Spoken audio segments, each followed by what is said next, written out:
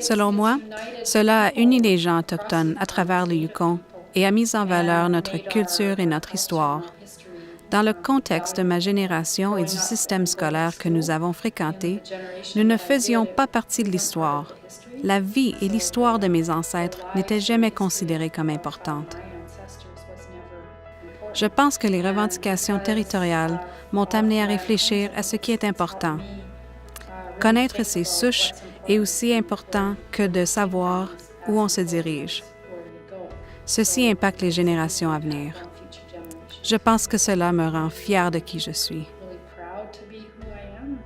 J'ai grandi dans le contexte des années 70 où les conditions de vie, la pauvreté et le racisme prévalaient et les droits de la personne n'étaient pas vraiment une priorité.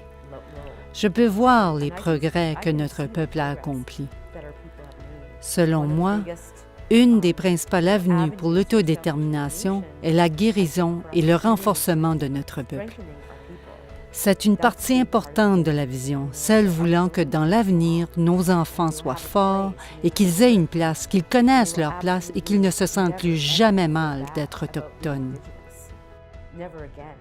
De voir le chemin parcouru, c'est tout simplement incroyable. Le sentiment d'être important et la fierté d'être qui nous sommes et l'estime de soi sont des sentiments incomparables. Il y a de nos gens qui disent « Oui, je suis capable de faire. Je peux apporter une contribution utile. » Et c'est parce que nous sommes autonomes et que tous nos programmes s'articulent autour de l'objectif qu'il faut faire de notre peuple un peuple fort. C'est dans cet esprit que les générations futures doivent être élevées. Nous ne nous demandons pas ce qu'Affaires indiennes ou le gouvernement peuvent nous donner, mais ce que nous pouvons faire pour que notre gouvernement demeure fort.